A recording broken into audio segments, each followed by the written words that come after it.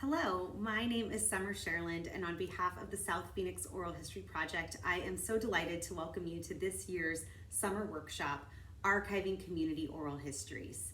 Now, those of you who are joining us next week, some of you are oral historians, some of you are librarians, some of you are archivists, and you probably know that there's a ton of training out there on how to conduct an interview, how to do some background research on narrators, technology for interviews, etc. There isn't a ton of training, however, on what to do when the interview is over, how to manage that material in a useful way. So the South Phoenix Oral History Project, we do things a little bit differently. And on Monday when we meet you, we're gonna give you a whole overview and introduction to our oral history project and our signature collection, South Phoenix Memories. But essentially, we do things in a really specific way. We analyze interviews. The interviews are conducted primarily by students and faculty, and then additional students, or sometimes the same students who've done the interview, then watch the full interview through, and they provide indexes or timestamps for important moments in each interview. And then instead of transcribing, we do something called a biographical story. So it's like a summary of the interview, but it's more of a story about the narrator themselves and their contributions to our community.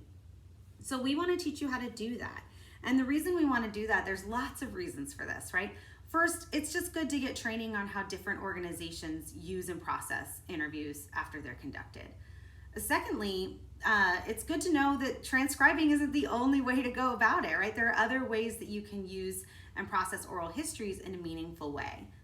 Third, we want to give you an opportunity to publish, right? So we are creating this academic collection on a website that is kind of, really the only collection on this particular history of this particular community. And so we want to publish your work. And moreover, on that specific topic, this is the only academic collective on the history of a very historical and very overlooked corner of Phoenix, Arizona. And like I said, on Monday, I'll tell you all about it. You'll learn lots about the South Phoenix Oral History Project and about our community when we meet. So what to expect next week?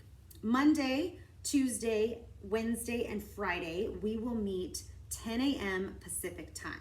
So if you're joining us from across the country or even in other parts of the world, just use that time zone converter in the syllabus so that you're able to see what time you should be joining us at what time. We specifically kept our pool of students or participants small. So don't expect to log in via Zoom and shut off your video and go check your email and do other things. This is a small intensive workshop. There will be less than 10 of us each day. Some of us, there may only be 5 in some cases. That's because we really want to focus on mentoring you and working directly with you. So we hope that you fully contribute to the sessions and join us during that time and ask questions and share resources and information yourselves. So on Monday when we meet, we'll tell you about our project, we'll tell you about the history of our community.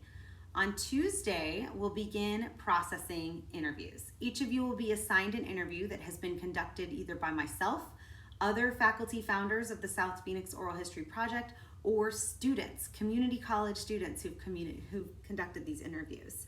So you'll get assigned an interview, you'll watch it, and on Tuesday you'll begin analyzing. So we'll teach you our process for indexing those interviews and then creating a metadata table. On Wednesday, I will teach you how to write those biographical stories. We have a really specific way of going about it here at South Phoenix Oral History Project. Thursday, you won't come together as a group. That's a work day. So you can either use that time to focus on the things you're writing, editing, working, etc. Or I also provide some supplemental content on how to edit video. So you'll be able to edit little short clips that can be embedded in our website. Then Friday we'll come back together and you'll share your materials and your completed work. And then hopefully we'll publish your information on our website. All work that you do will be credited to you. You will get credit for all the writing and all the research that you do. And that has a lot to do with our collaborative approach to conducting oral histories at the South Phoenix Oral History Project. So what do you need? All right, you need access to web, materials. You need access to Zoom. That's what we'll be conducting our workshop through, video and audio functionality. With that, if you're planning to do video editing, which I really encourage you to do, you'll need some sort of editing software on your computer. I use the stuff that's already built in. I just use like the Windows Photos editor. That's all I use. And if you're on Apple product, you might use like iMovie, something like that, something that's easy and user-friendly. And even if this is really foreign to you, I'm not sure, this is a great opportunity for you to try, for you to experiment a little bit with your computer and your software. I have readings for each day. We won't be discussing the readings like a traditional kind of seminar format where you read and we come in and then we sort of grill each other on what we've read. Those are just readings that will anchor some of the work that we do and the materials, but also the conversations we have. Those are all linked directly in the syllabus. Also linked in the syllabus are videos like this, training videos, as well as podcast episodes. So in the spring, the South Phoenix Oral History Project did a short, couple months long season called, it was just a daily challenge for oral historians.